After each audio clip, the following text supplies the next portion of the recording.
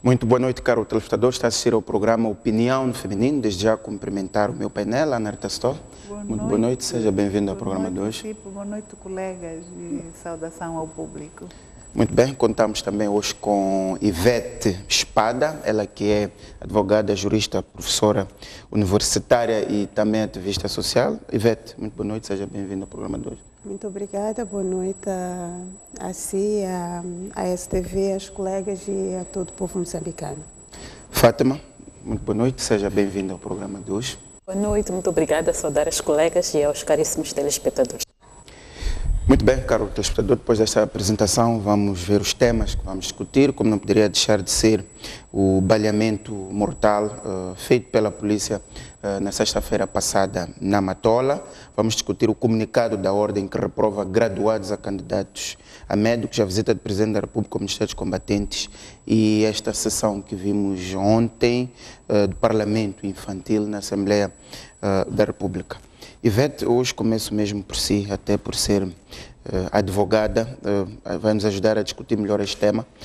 Enfim, sexta-feira vimos o baleamento mortal de 7 pessoas. A polícia diz, ou a polícia suspeitava que eram assaltantes que estavam-se a preparar para ir assaltar um talho. A polícia diz que reagiu porque estes supostos assaltantes dispararam contra si. E pelas imagens que nós vimos foram uma morte brutal. Qual é a sua opinião em relação à forma como a polícia agiu para, enfim, imobilizar, acabando por matar aquelas 7 pessoas? Bom, antes de mais queria mais uma vez cumprimentar e dizer que quando nós falamos de baleamentos mortais, claramente que não é nunca uma boa notícia. Então, transmitir as nossas condolências à família enlutada, apesar deste problema que está ao redor.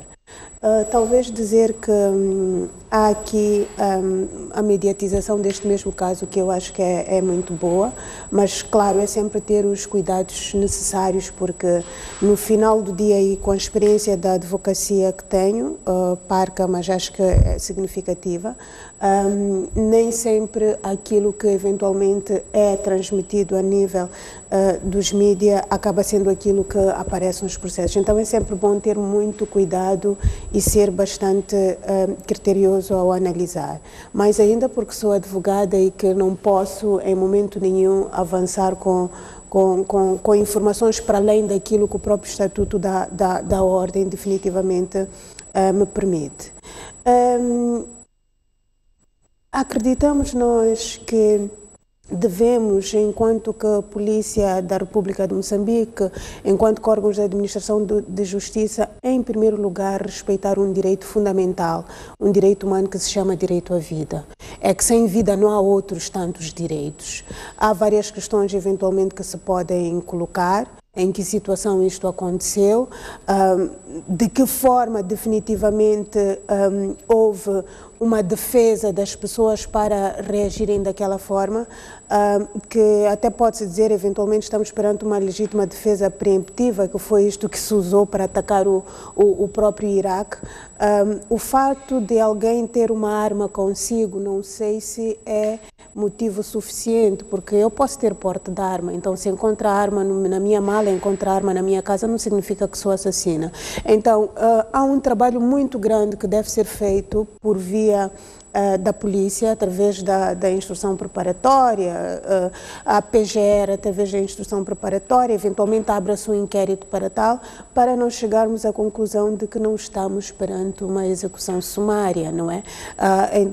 Fala-se muito de execução sumária, fala-se de assassinato, não sabemos, não vale a pena estarmos aqui a sermos contundentes, mas é necessário analisar todos os fatos. Não foi o próprio a pessoa que é responsável por dar a cara, o porta-voz da PRM, pelo menos no primeiro dia que deu a voz, e também não acredito que havia ali informação suficiente e cabal e acordada para a divulgação, mas há muita coisa que é posta em causa, e quando nós, como advogados, e como Ordem dos Advogados de Moçambique dizemos que algumas coisas não estão boas neste país e que por vezes estamos perante execuções sumárias, por vezes estamos perante situações de tortura que permanecem nas cadeias e nas esquadras, não é porque estamos aqui a maldizer do país ou não gostamos da nossa polícia, mas é necessário termos comportamentos que definitivamente dignificam a vida humana, porque a polícia está efetivamente para nos proteger. Exato. E pela experiência que tem na Liga, sobretudo na Comissão dos Direitos Humanos, acha que este trabalho de perícia para apurar o que de fato aconteceu ali vai ocorrer e vamos ter resultados em semana? Vai ocorrer. Os nossos medos, e eu falo isto também como Presidente da Comissão dos Direitos Humanos da Ordem dos Advogados, os nossos medos são até que ponto isto será imparcial. Quem deve trabalhar são efetivamente da administração da justiça, temos que dar credibilidade, temos que deixar as pessoas trabalhar, mas nós sabemos o que é que acontece. Quantas vezes eu não estive num julgamento, e digo isto de forma aberta e pública, quantas vezes eu não estive num julgamento de tortura e simplesmente o Ministério Público disse, sim, nós temos em conta que a polícia que torturou é nosso colega, então vamos dar uma pena branda. Quer dizer, quando nós estamos aqui todos os dias a dizer que definitivamente temos que punir aqueles que levam a cabo atos e que mancham a corporação, quando isso acontece, não é porque estamos aqui a querer destruir todo um sistema, é que há necessidade de purificação de fileiras, há necessidade de termos polícia que nos protege, uma polícia que tem conhecimento de direitos humanos e trabalha com direitos humanos. Nós dizíamos em determinados momentos, a CIPOL tem um módulo de direitos humanos? Por que é que eu vou a uma esquadra todos os dias e o polícia não tem uma Constituição? Quando eu digo quero ver o meu cliente, porque é um direito constitucional meu, por que é que não me deixam ver o meu cliente se está escrito na Constituição e você sabe? Quer dizer, eu tenho que lhe ensinar o seu trabalho? Não. Então, não só a CIPOL, não só a polícia, a PGR tem esta dinâmica também, mas também os magistrados, porque não podemos andar a pôr em causa o direito à vida das pessoas. É necessário que se façam as investigações para se chegar às conclusões claramente, e eu não digo nada de forma clara, direta e antes dessas conclusões, mas de uma forma abrangente. Como ativista de direitos humanos, é necessário nós termos uma polícia que todos os dias trabalha para proteger aquele que é o povo. Muitas vezes acontece, mas algumas vezes também não acontece. Exato. Ana Rita Stoll, vou assim. Qual é a sua análise, ou como é que vê, ou como é que interpreta aqueles acontecimentos brutais da sexta-feira passada? Mais uma vez, boa noite, telespectadores. Primeiro, solidarizar-me com as famílias enlutadas, como já disse a doutora Ivete, e lamentar a juventude do nosso país estar cada vez mais a ser vítima de atos que eles próprios abraçam. Isso leva-me aquilo que sempre dissemos aqui no painel, por sermos mulheres até, e mãe muitas das vezes, muitas de nós, é que a nossa sociedade está de facto com problemas sérios. Temos que continuar a refletir sobre este aspecto. São muitos jovens que estão-se a envolver nestes problemas ultimamente. Tenho assistido com alguma mágoa a situação em que a população, os residentes, vivem aterrorizados a nível dos centros urbanos. E temos acompanhado o que vem acontecendo, particularmente na Matola. É mediático, né? É difícil fugir disto. Então, o sentimento que este assunto trouxe ao de cima é de que o crime está cada vez mais a utilizar formas muito sofisticadas que até se equiparam à capacidade de intervenção da própria polícia. Tanto, por um lado. Por outro lado, o que aconteceu, em termos técnicos, já foi aqui dito, eu não vou entrar porque a César é o que é de César. O que eu senti é que quando acompanho alguns debates, quer nacionais, quer internacionais, há momentos em que efetivamente a polícia age em legítima defesa, não é? Por um lado. Por outro lado, aparentemente o que se disse pouco naquela peça é que o tiroteio começou da parte dos que estavam sendo perseguidos. E nessas circunstâncias, fora o que já foi aqui dito, que eu entendi um pouco mais da situação, como é que deve ser vista em termos de instrução do processo, essas coisas todas, porque é preciso também defender os direitos humanos, que é uma das coisas muito importantes que a Constituição da República defende, por um lado. Por outro lado, a própria Constituição atribui competências à Polícia da República de Moçambique, e uma das competências é a ordem, é impor ordem, e são os únicos, em termos constitucionais, que podem utilizar a força para impor ordem. Portanto, o que aconteceu de verdade, acho que estamos todos na expectativa de ver e ouvir e apelar cada vez mais que se usem alguns meios, apesar de serem parcos que o Estado tem, para potenciar cada vez mais a polícia em termos operacionais e estarem sempre em prontidão de acordo com o nível de incursões que o crime próprio aponta. Portanto, eu quero aqui, por um lado, solidarizar-me, por outro lado, mostrar a minha mágoa com relação ao grupo-alvo, que são jovens, são nossos filhos. Qualquer um de nós sentiu a perda humana daqueles jovens. Segundo lado, dizer também que do lado da corporação são nossos filhos, são nossos irmãos, são nossos esposos, também tem este lado humano. E sinto que a polícia tem esse dever de fazer isso. E pedir a quem de direito que se potencie cada vez mais esta corporação, porque Moçambique é um corredor, já dissemos isso, todos nós sabemos, há todo tipo de manifestações de crime de várias formas e cada vez mais sofisticadas. Então, não podemos pensar que, por ser aqui em Moçambique, as coisas podem correr de forma diferente que acontece nos países vizinhos, em particular, na África e no mundo.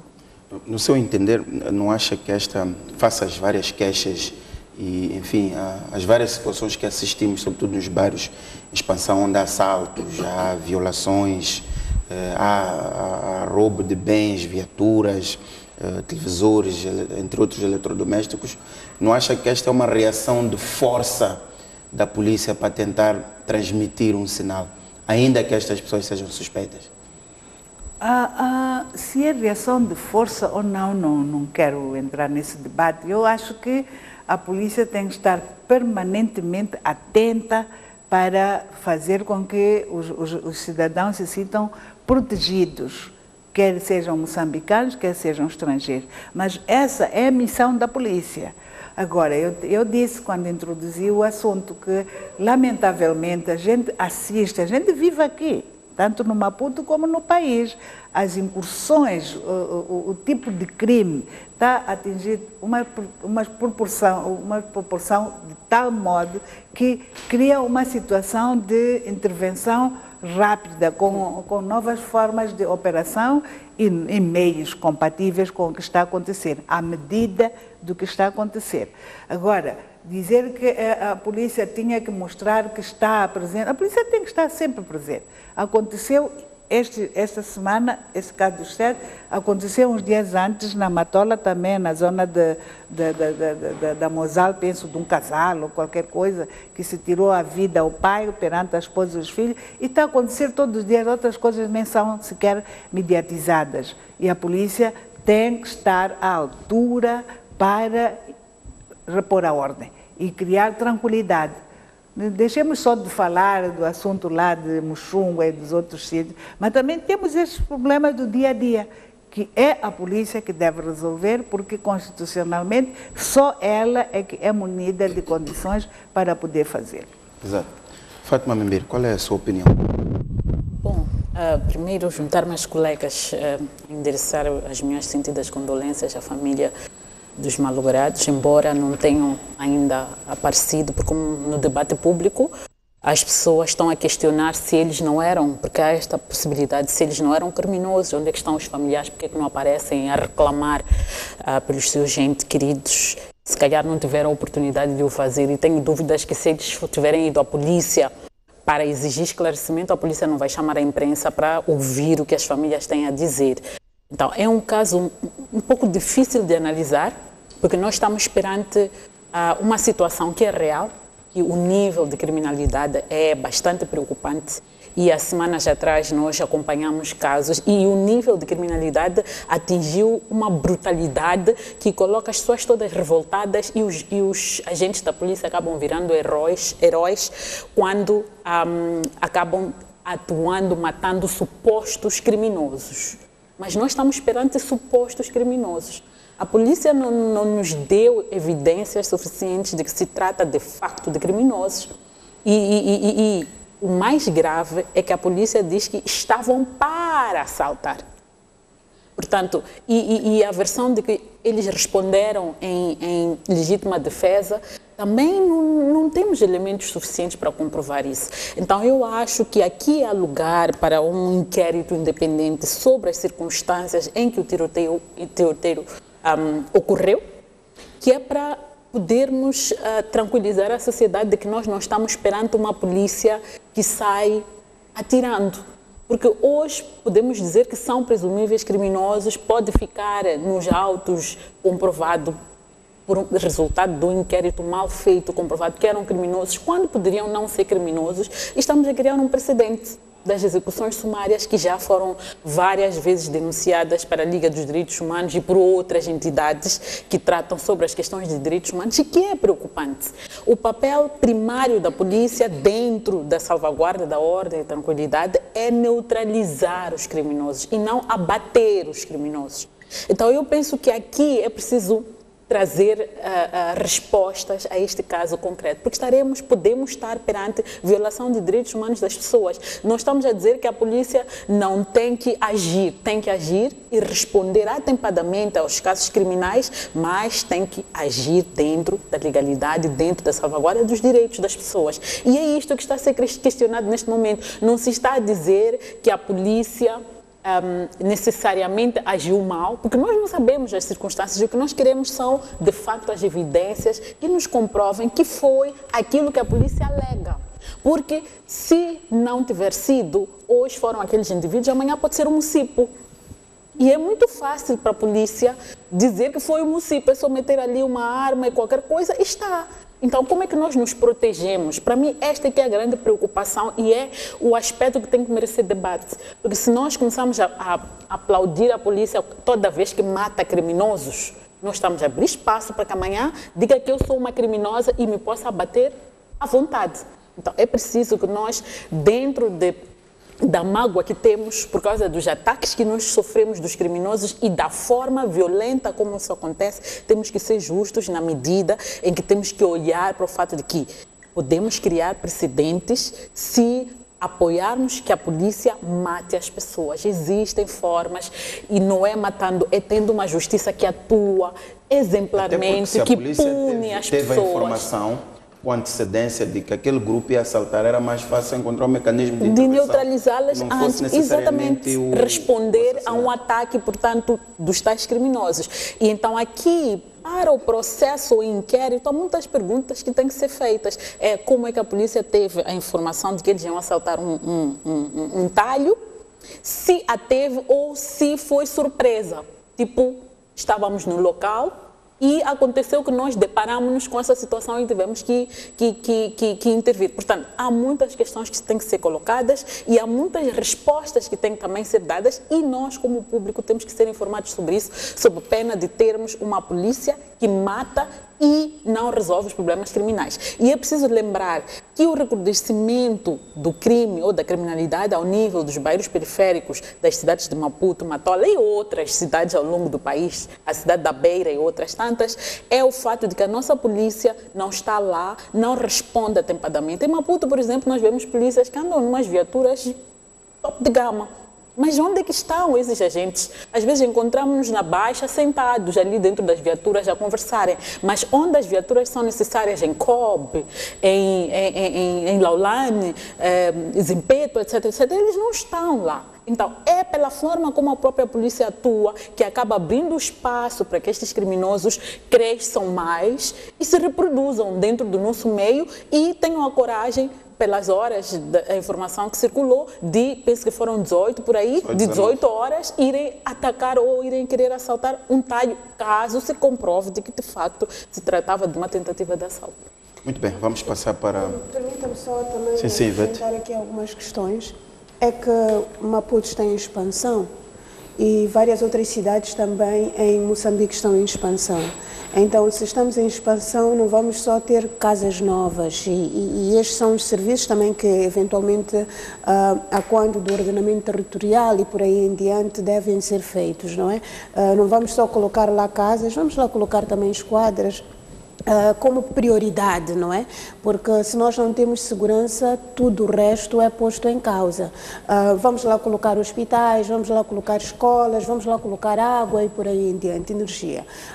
O que nós notamos é que na província de Maputo, cidade da Matola e arredores, não há em todos os bairros novos estas estruturas instaladas. Falo do caso, por exemplo, daquela zona da Matola Garre, em que são as populações que definitivamente patrocinam e constroem as próprias esquadras. Então é um apelo também para quem de direito para começar a expandir estes mesmos serviços, porque hoje em dia a segurança é um grande desafio. Eu já disse isto uma outra vez, é uma forma também dos privados poderem eventualmente saírem da pobreza, mas também a polícia de fazer eventualmente aquilo que é o seu trabalho. O fato de alguém pensar em roubar não é roubar. No da cogitácio é assim como nós dizemos em direito. O simples desígnio criminoso não constitui crime, é necessário que haja ação. Então, há muita coisa em volta que não vale a pena começarmos a teorizar. E é necessário deixar as pessoas trabalharem com as limitações que têm ou não para se chegar a uma conclusão mais precisas. Muito bem, vamos passar para outro tema, nomeadamente um tema que marca a atualidade nacional. Ana Rita, este comunicado da Ordem que revela que, enfim, graduados, portanto, pessoas licenciadas dentro e fora do país, mas que reprovaram no exame feito pela Ordem. E aqui o problema não é propriamente a reprovação, mas trata-se de uma reprovação em massa. No caso foram 5 universidades, a UEM e a Universidade Católica de Moçambique são as únicas que conseguiram meter parte dos seus graduados. O ISCTEM, o ISCTAC na Beira, o Nilúrio, Nampula, todos os seus graduados foram reprovados. A UEM conseguiu uma taxa de mais ou menos metade, a UCM perto de 60%. Ana Rita, no seu entender, onde é que está o problema? É o problema das universidades?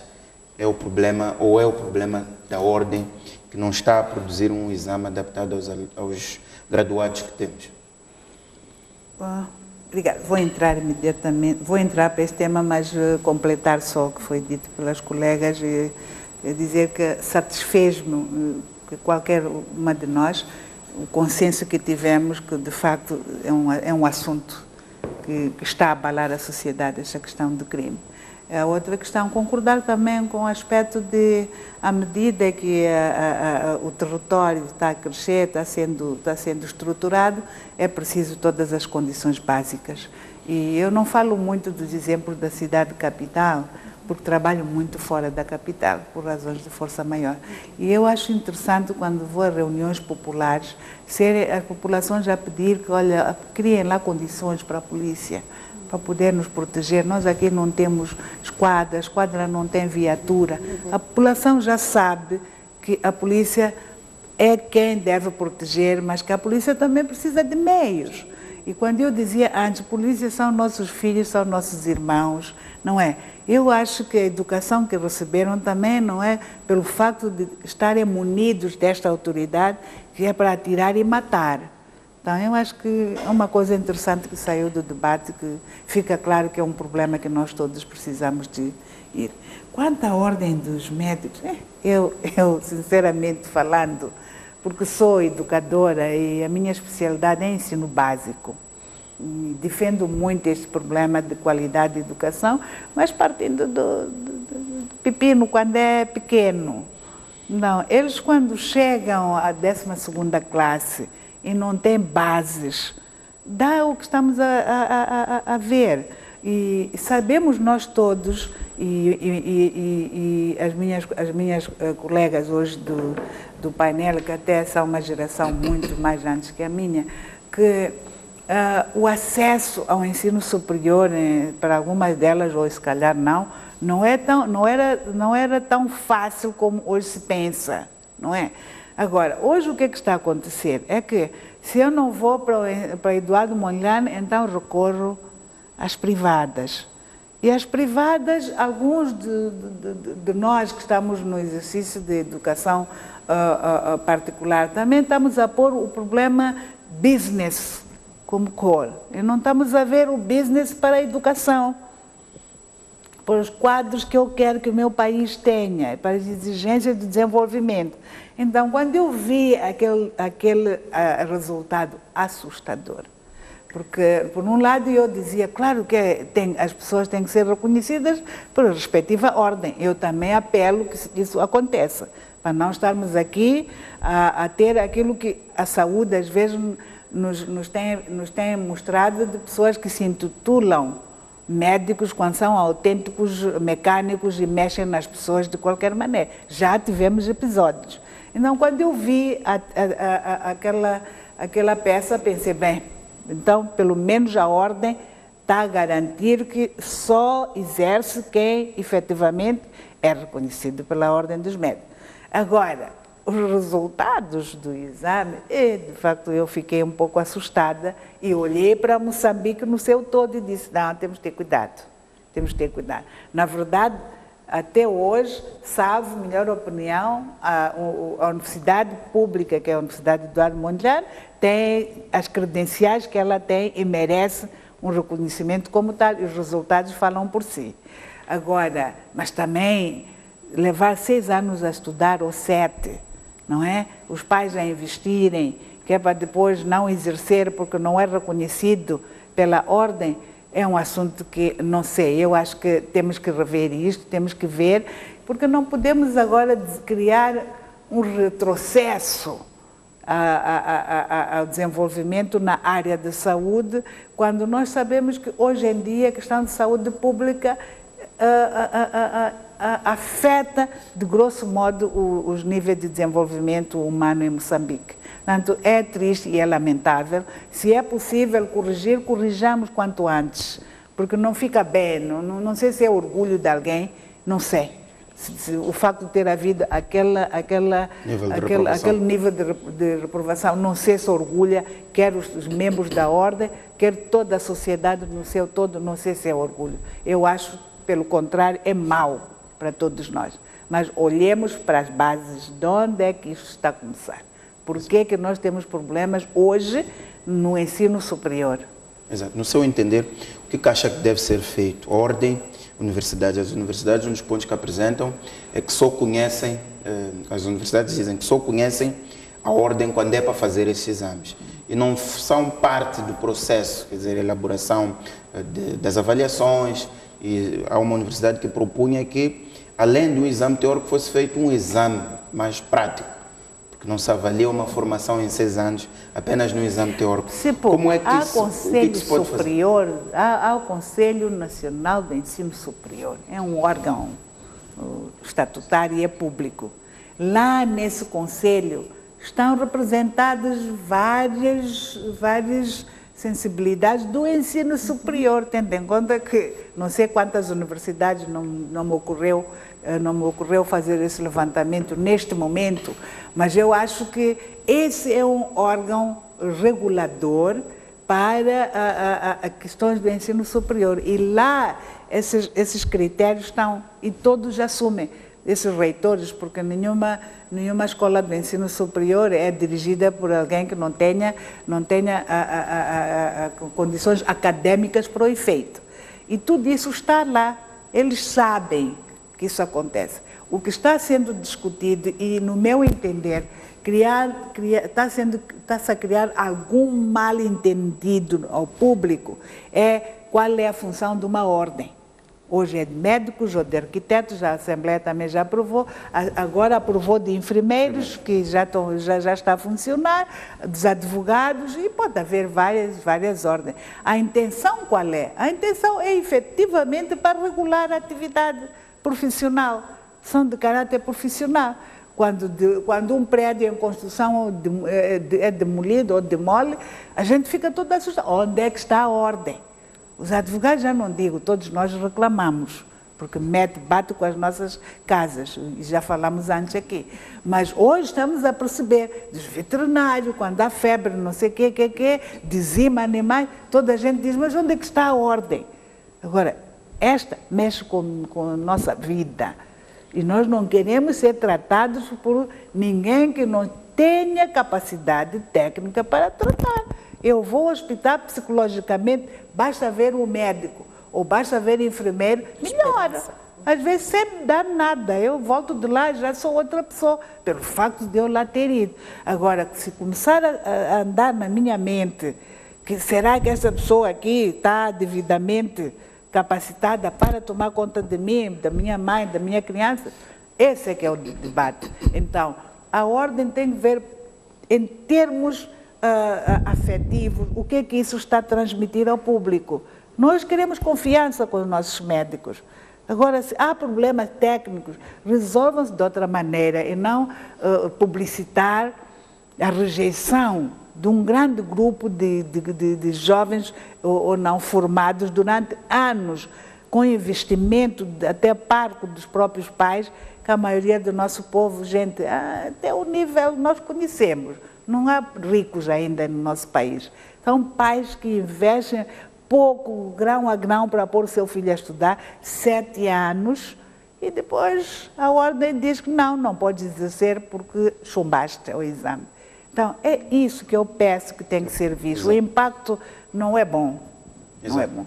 Fátima, onde é que está o problema, do seu ponto de vista? É um problema das universidades ou é mesmo um problema da ordem?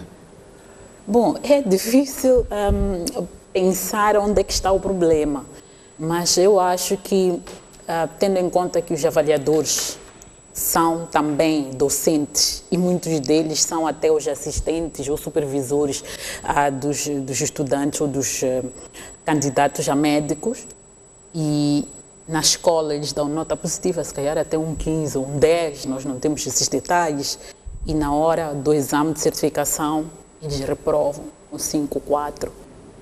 Alguma coisa nos estão a dizer, e para mim há 2 ou 3 coisas que nos podem estar a dizer. Uma que eu acho que é muito importante é que eles podem estar a mandar uma mensagem política. Nós sabemos que o nosso país é feito de resultados. Nós queremos ter muitos médicos, queremos ter muitos juristas, queremos ter muitos engenheiros, queremos ter muitos, mas não queremos ter qualidade. E aqui me parece que é a discussão sobre a qualidade. Qual é a qualidade do graduado que nós trazemos? E a teoria que eu estou a construir à volta disso é que nós temos esse mesmo avaliador, docente e supervisor médico em exercício, é um político na sala de aulas, na medida em que ele está a cumprir a agenda política, que é formar as pessoas para saírem a tempo. E na hora que ele está na ordem dos médicos, ele é um profissional que conhece aquilo que são as competências que um médico tem que ter, e ele é exigente. Então é aí onde há dissonância entre um e o outro. E a mensagem que acho que podem estar a querer transmitir é: deixem-nos trabalhar. Deixem-nos fazer as coisas com a qualidade que é necessária. Se nós olharmos para os graduados da Universidade Eduardo Mondlane, que é a universidade pública maior, que era, digamos, a única, até muito recentemente, que formava médicos no nosso país, a ter só metade dos candidatos a aprovarem, e não sabemos com que notas necessariamente. Não tive esse cuidado de ir ver lá. Temos uma privada a aprovar mais. A aprovar mais. E depois temos uma outra pública em Nampula, onde temos um hospital central, porque uma das condições para se ter o curso de medicina é ter o hospital provincial nessa região, o hospital central nessa região. Em Nampula temos a universidade, a Unilúrio, chumbaram todos. Então, qual é a mensagem concreta que se nos está a ser transmitida? Em relação às outras universidades privadas, está ligado àquilo que a Ana Rita disse.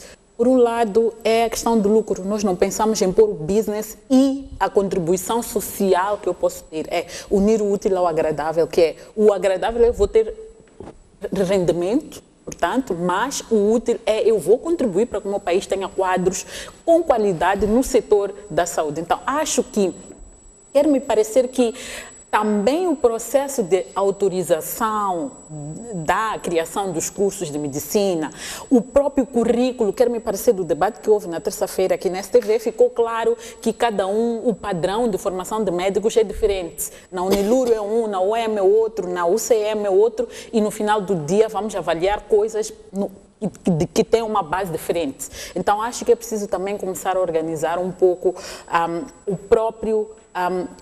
eu vou dizer, talvez o modelo, o padrão de formação de médico que nós queremos para responder aos desafios do nosso país. Essa é uma mensagem que pode estar a ser transmitida, que nós queremos trabalhar, queremos qualidade. Vamos fazer número na sala de aula, na universidade, mas na hora da verdade, há um dever travar aqui. A outra mensagem que pode estar a ser transmitida, ou que pode daí advir, é que nós temos pessoas que se estão a formar, mas que não se aplicam, porque aqui também é preciso olhar para a responsabilidade individual. Você quer ser médico, o que é que te move para ser médico? Quais são as valências que você tem? Qual é o domínio que você tem das matérias de medicina? Ok? Aqui me parece que há muita irresponsabilidade, permita-me o termo irresponsabilidade do próprio estudante de medicina, a questão da investigação, etc, etc, de não estar a apreender as matérias adequadamente, e isso pode também estar aliado à forma como se transmite o conhecimento dentro da própria universidade. Um docente dizia ali que há um livro de mais de 1000 páginas que o estudante não consegue ler. Gente, é por isso que são 7 ou 8 anos. É por isso que não são 4 como um curso normal de linguística. São 7 ou 8 anos e não são só 7 ou 8 anos, ainda tem a prática, que é ir lá no dia a dia a fazer as coisas. A outra mensagem que eu acho que é importante é, talvez a própria ordem, pelo que é avaliado, foi dito pelo doutor Arroz na terça-feira, é que eles avaliam as questões de numeracia para as doses, que é importante. Nós vemos pessoas a serem tratadas de malária, mas essa malária nunca passa. Às vezes pode ser também a dose que é administrada, nós não sabemos. Tem a questão da medicina geral, tem a questão da ginecologia, obstetrícia, cirurgia básica, neurologia, doenças de pele, que são comuns na nossa realidade, e medicina legal. Se formos a olhar para as questões da neurologia, doenças de pele, que é, na verdade, dermatologia, medicina legal e ginecologia obstetrícia, são questões de especialidade. A questão que eu coloco aqui é qual é o teor da avaliação sobre estas questões. É na generalidade ou de forma específica? E nós estamos a dizer que um estudante que sai, ele ainda é generalista e para ser especialista leva muito tempo.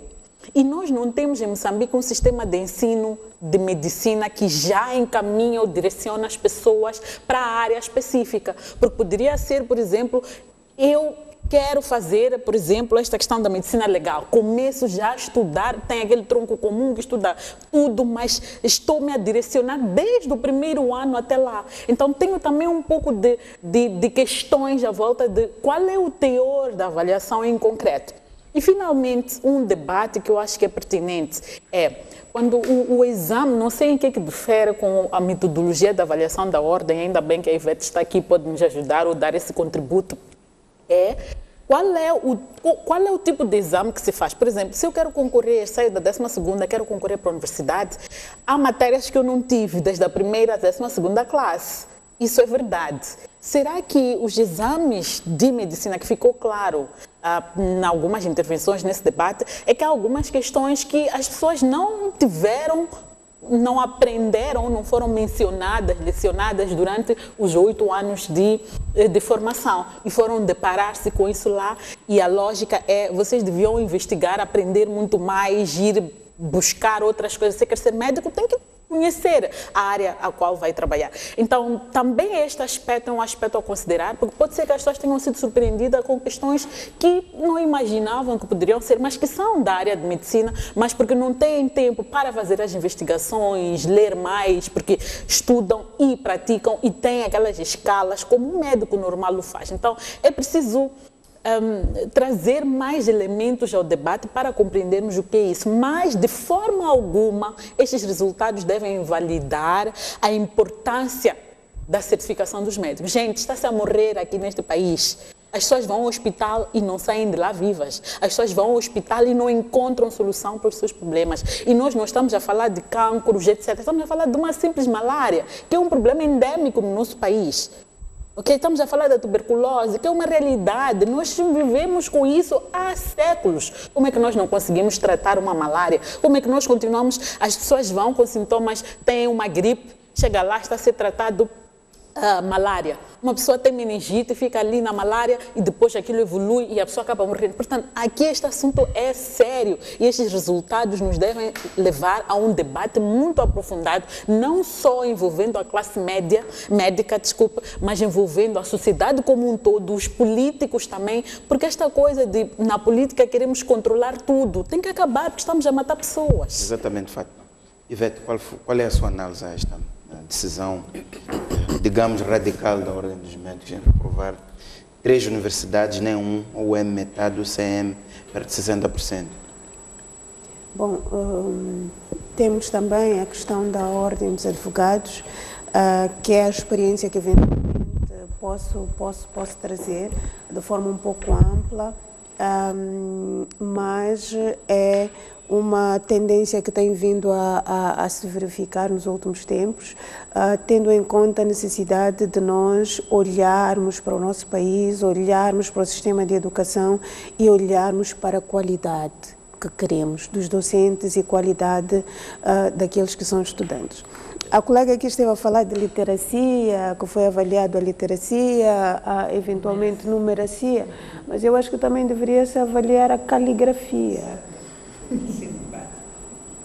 Caligrafia não é uma questão que eu estou a levantar em termos de piada, é que eu já tive uma situação em que o fato de eu ter uma receita médica com uma caligrafia eventualmente, que estou a falar de uma situação familiar e pessoal,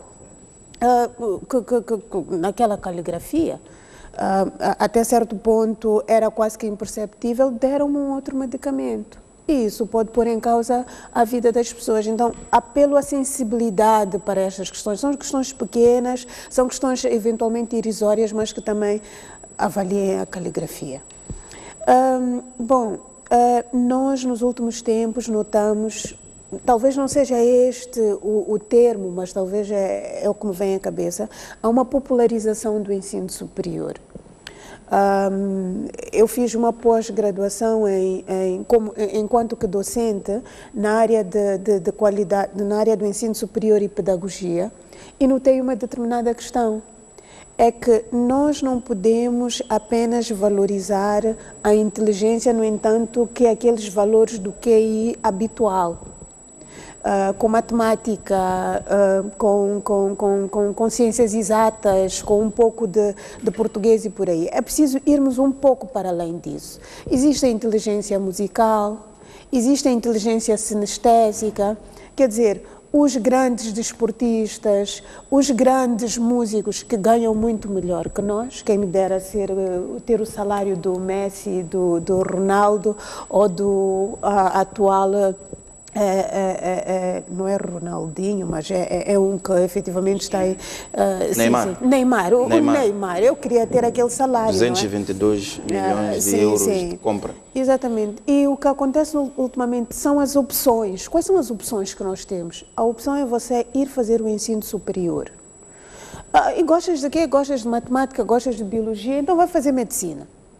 Será que nós temos pendência para esta mesma área ou só estamos a fazer porque é aquilo que se nos aparece? Mas, eventualmente, se eu utilizasse a minha voz, que talvez canto bem, ou os meus dedos, dedilho muito bem numa guitarra, teria mais opções e as pessoas, eventualmente, iriam ter opções de vida e tudo mais, e ganha-se bem. Eu acho que o Mr. Bau, o MC Roger, mesmo Ivete, tem bons cachês. Então, temos que valorizar estas questões e também, claro, o Estado tem feito alguma coisa e criado escolas para o efeito. Mas olhando de forma clara para a reprovação de candidatos a médicos, eu acho que a Ordem dos Médicos poderá ter tido mão dura, mas eu acho que não é de má fé que terá feito isto, não é? Eu acho que está a transmitir aqui uma informação. Repare, quando eu fiz o meu exame para a Ordem dos Advogados, eu sempre trabalhei em direitos humanos. Direitos humanos, direito de sucessões, família, ambiente e por aí em diante. Mas não me vão apenas avaliar em direitos humanos. Eu tenho que saber direito do trabalho. Eu tenho que saber direito processual civil, eu tenho que saber direitos reais. Então, eventualmente, quando se coloca ali um exame escrito para avaliação, coloca-se um problema. Então, este problema, o paciente veio com malária. O paciente tem malária, sente-se mal, tem este e aquele sintoma, resolva eventualmente. Então temos que ter um pouco destas questões todas. A colega falou e muito bem que eventualmente os currícula que nós temos não estão uniformizados, mas no final do dia há alguém que tem que certificar para dizer você pode sim ser médico, você pode ser engenheiro. Prédios vão cair e já assistimos em Maputo. Não imagina os problemas que nós temos nos tribunais. É que vai chegar lá aquele que é o seu advogado ou o seu defensor, eu peço justiça. Quer dizer, eu lhe paguei ou o Estado me entregou esta pessoa para me defender, para dizer peço justiça. Justiça não se pede, justiça exige-se. Então não pede, não estamos aqui como pedintes nós. Então nós queremos pessoas capacitadas. Queremos pessoas que definitivamente vão estar ali. E há aqui várias outras questões que, com todo o respeito, nós colocamos. Há aqui um problema de qualidade e é sintomático. É que alguns dos nossos médicos, quando estão doentes, vão imediatamente à África do Sul. Os próprios. E nós temos vários exemplos. Então, alguma coisa não está bem aqui. Há, eventualmente, qualidade, sim, mas também há algum momento que a gente vê que há problemas. Então, temos que resolver. A Ordem dos Médicos está por ordem. Exato. Eu sou apologista, eu sou docente universitária, eu digo aos meus estudantes, doutora Ivete é má, eu digo, desculpa, não é ser má. É que amanhã uma família vai ficar sem casa. Uma família vai perder todos os bens porque vocês não estudam. E há muita cábula hoje, sabe qual é o fenômeno WhatsApp?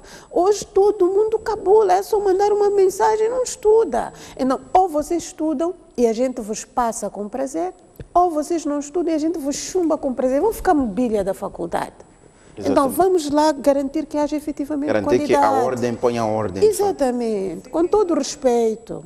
Com todo o respeito. Muito bem, ficamos com pouco tempo, vamos passar para o tema que Fátima, você, que é a visita do Presidente da República ao Ministério dos Combatentes. Há dois pontos que saltam aqui à vista. O Presidente notou a regionalização do financiamento dos projetos ao abrigo do Fundo da Paz. Estão mais em Maputo, e o dado importante é que a maior parte dos combatentes estão no norte, nomeadamente em Cabo Delgado e em outros sítios, e respondeu às críticas que são feitas em relação a este modelo de governação.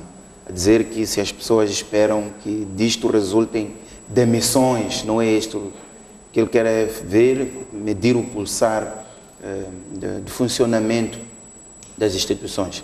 Fátima, qual é a sua opinião, sobretudo relativamente a este último aspecto, tendo em conta que era uma das pessoas que defendia que estas visitas, estas constatações têm que ter consequências? Tem que ter, e eu reitero que tem que ter consequência de facto. Concordo com ele quando diz que é preciso acompanhar ou monitorar os processos de perto. Ótimo, falar com as pessoas, é bom, é preciso. Mas é um pouco contraditório, porque o Presidente se reúne todas as terças-feiras em Conselho de Ministros, o que não acredita naquilo que os seus ministros estão a dizer. Então, há constatações, depois destas constatações, o que é que acontece, como é que é feita a monitoria, quais são os resultados dessas constatações. Houve casos que já houve algumas mudanças, de facto, mas já há casos que, de facto, há uma incompetência muito grande que é preciso retirar os incompetentes. Desculpa, você não vai continuar com um jogador em campo que você sabe que só lhe dá trabalho. Então, é neste sentido que nós estamos a dizer que tem que haver consequência. Porque quando é incompetente. Desculpa, não vamos continuar a alimentar gente incompetente por alguma razão que não conhecemos. O que nós queremos, o que nós exigimos do governo, que tem um mandato e tem um prazo para esse mandato, é que traga soluções para os nossos problemas, que cumpra com aquilo que é o manifesto que fez e que levou a que fosse eleito. Então, se dentro do campo os jogadores estão a criar problemas, não vejo por que razão manter alguém simplesmente por manter. Mas se ele acha que essa é a melhor forma, tudo bem. Eu, como parte do grupo dos patrões, acho que em alguns momentos tem que haver consequência de facto e a consequência, às vezes, há de ter que ser retirar algumas pessoas do campo. Em relação a esta questão da regionalização, etc., preciso dizer que é um processo difícil. Este país é muito centralizado. Muito centralizado. E é preciso também perceber que o acesso à informação é muito baixo quando se sai de Maputo para fora. E é talvez do interesse das pessoas que gerem o fundo que esses fundos não cheguem lá. Okay? Então aqui é preciso perceber, investigar um pouquinho mais o que é que se passa à volta deste fundo. Por que que os dos 92 mil, 45 mil estão em Maputo? É preciso procurar compreender isso e não acho que o presidente tem que olhar isso de ânimo leve, porque este fundo de paz, portanto, foi estabelecido que era para compensar, digamos, ou ir integrando as pessoas, tanto da Frelimo como da Renamo, dentro desta realidade. E depois o modelo que nós adotamos, não sei porque que nós continuamos a insistir nesse modelo de FDD. Já ficou claro que esse modelo de FDD é um modelo clientelista, é um modelo injusto, porque você nunca sabe se a pessoa que de facto beneficiou foi a pessoa que apresentou um projeto que é rentável, um projeto com impacto ou não, ou se foi alguém que o primo que trabalha lá disse, prepara lá uma coisinha, aí eu vou facilitar, o diretor vai aprovar, depois das-me metade e no final eu não consigo desembolsar. Resulta que o governo está a enterrar dinheiro e enquanto poderíamos, por exemplo, usar o sistema financeiro e criar um mecanismo do sistema financeiro ir apoiar as pessoas. Portanto, é preciso repensar como é que nós, de facto, fazemos a integração das pessoas, como é que nós apoiamos as pessoas sem que seja por via de modelos que já está comprovado que não servem. Ok? E se a ideia é reintegrar as pessoas, acho que existe a experiência dos CFM na integração dos seus reformados. Por que não ir estudar um pouquinho mais? O FDD não funcionou, não vai funcionar jamais. O Fundo de Desenvolvimento Urbano é PERPO, qualquer coisa assim, muito menos, porque o modelo não é um modelo justo, não há o critério não é claro, transparente. É do tipo, é um mecanismo que as pessoas encontram até para dali também tirarem um pouquinho o funcionário que está lá dentro. Então é difícil retirar quando está na província, porque você é de ir lá falar com o antigo combatente na província, que mal entende a tua língua, que dali do valor que vais receber, eu quero 50%, em Maputo é um pouco mais fácil. Então penso que é preciso repensar, e este assunto é um assunto sério, porque é muito dinheiro que o Estado colocou lá e aquelas pessoas precisam de facto ser integradas na sociedade. Ana Rita Só, partilha das ideias da Fátima, sei que não, mas enfim, como é que viu esta viagem, esta visita do presidente ao Ministério dos Combatentes? Acho que o município é preconceituoso. Não, no sentido de que na maior parte das vezes, até concordo com a Fátima. O presidente disse ontem que o objetivo destas visitas não é demitir, tal como a Fátima defende. A Fátima mantém a ideia de que tem que haver consequências em relação a este ponto, que eu acho que a Ana Rita não concorda, ou concorda que de facto tem que haver consequências. A parte que me faz divergir é que o que eu entendo desta maneira de uma das formas que o Presidente da República encontrou e elege para se inteirar cada vez mais da forma como a administração pública assiste, não é?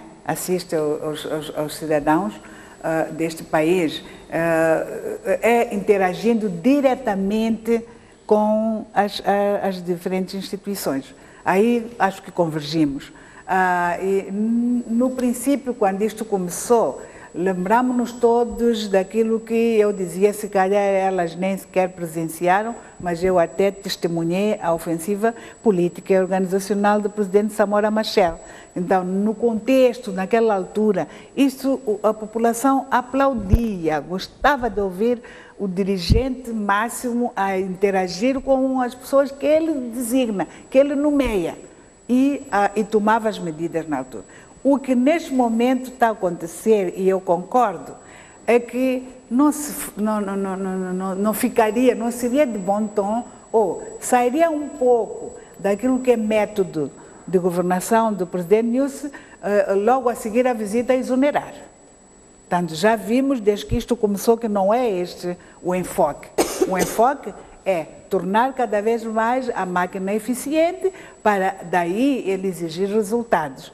E quem ajuda a exigir resultados somos nós todos. E é aí que eu digo, é quando se diz, queremos ver a responsabilização. E cada coisa tem seu tempo, a gente não pode dizer que o presidente já esgotou todas as possibilidades de pôr a máquina no lugar. Nós estamos em pleno meio do mandato e há muita coisa que ainda pode acontecer, pode não demitir, mas pode fazer de outra maneira para que haja uma nova forma, uma dinâmica para responderem àquilo que são as expectativas que o povo tem desde que o presidente jurou servir esta nação. Exatamente, ficamos mesmo com muito pouco tempo. Ivete, qual é a sua opinião em relação àquelas foram as linhas de força desta visita do Presidente ao Ministério dos Combatentes?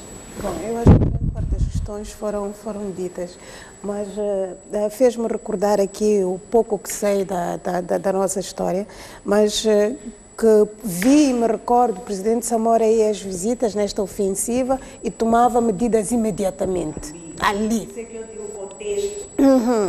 O presidente Guebuza ia às visitas, não me recordo muito bem do presidente Chissano, ia às visitas, respirava um pouco, alguns dias depois tomava as medidas. Bom, o presidente Nilce ainda estamos lá a estudar. Vamos ver quando é que ele vai tomar as decisões e se efetivamente é um modo de incentivar as pessoas a melhorarem e depois tomar definitivamente medidas. É um ministério muito importante, que fique claro que temos que, como se diz, desmaputizar. Moçambique não é só Maputo.